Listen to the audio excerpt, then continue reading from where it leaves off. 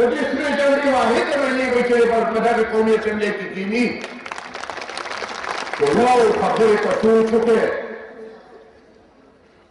د دې الیکشن نه زیات اهم د دې سیټ د ګټلو نه زیات اهم هغه یو پیغام دی چې د باجوړ خلکو دنیا له ورکړه هغه یو څپېړه ده چې مشرف له په مخ باندې ورکړه چې کله د باجوړ خلکو د باچا خان بابا دې سرې جنډې له ووټ ورکړو نو باجوړ دنیا ته دا ثابته کړه چې پښتون د امن سره ولاړ دی پښتون د مینې لپاره میداني دی پښتون په یې خاوره باندې امن غواړي سند تقسیم کړو وی دا د مسلمان سند دی او دا د هندو سند دی بنګال یې تقسیم کړو وی دا د مسلمان بنګال دی او دا د هندو بنګال دی هغه خو لاړ بنګال خو لاړه خو انا لله و انا الیه راجعون افر سره پاکستان پاتې نه په باقي مانده پاکستان کې یو خان پوری دی هندوستان سره بل خان پوری دی افغانستان سره هغه پنجاب چې په دې وخت تقسیم شوی چې دا مسلمانان یې سره او سیکان یې سره تاسو به یې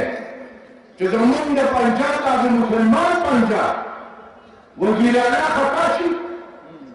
د سیکانو پنجاب ته لاړ شي هلته ډېر په فخر باندې وایي وایي زما ستا ژبه یوه ده زما ستا تاریخ یو دی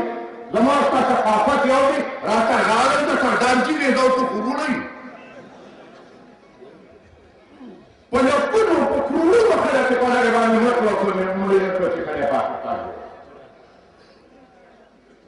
نو که هغه سیخ پنجابي د مسلمان پنجابي نو کېږي شي که هغه هندو سندي د مسلمان سندي نو کېږي شي که اخوا بسونه چلېږي شي او ریل ګاډي چلېږي شي که اخوا تجارتونه کېږي شي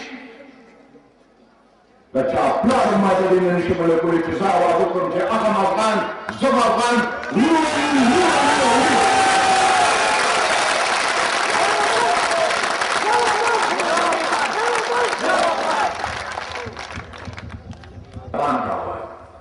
ناره به راکوم خو اوس به راله جواب راکوی نورې نړۍ به پاخره کړو خو د یوه ناره به راله داسې جواب راکوی چې اسلام آباد دې مړه چې دا پېښور راکړو کمانډر په کور شي نر او بر نر او بر نر او بر نر او بر نر او بر نر او بر دې ورته تاسو نورې نړۍ به درک تاسو وجه زه په ایمان ګورم هغه مه کوئ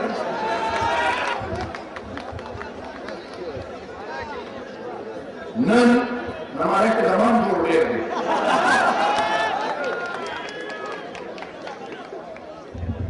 موږ دا یو خبره ده پاټۍ د طرفه ډېره واضح ده دعوتنامه لږ د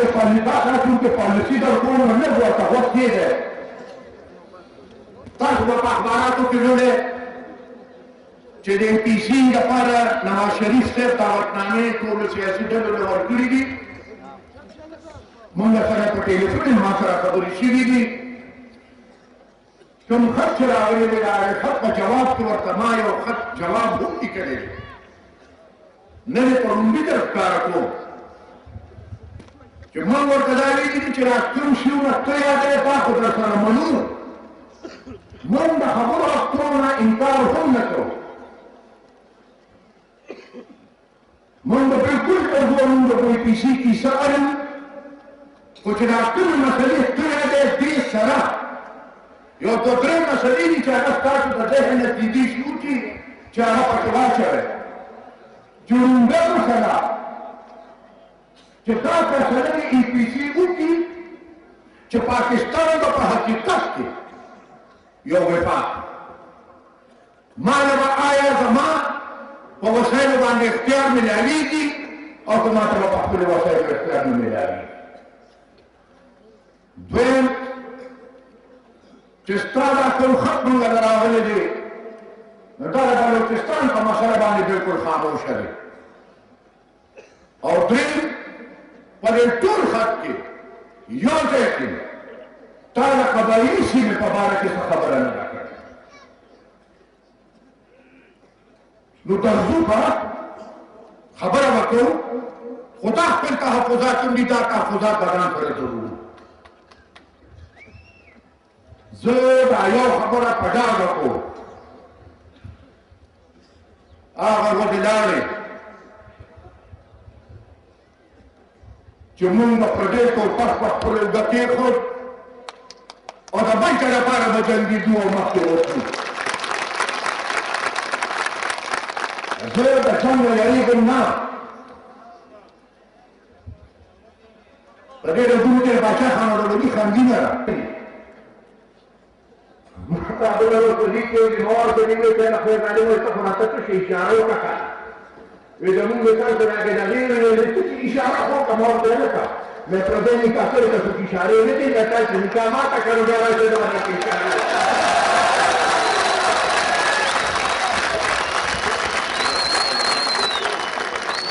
क्या कायदे जमहूरियत कायदे इनकलाब खान अब्दुल वली खान खान अब्दुल वली खान खान अब्दुल वली खान अस्पंदिया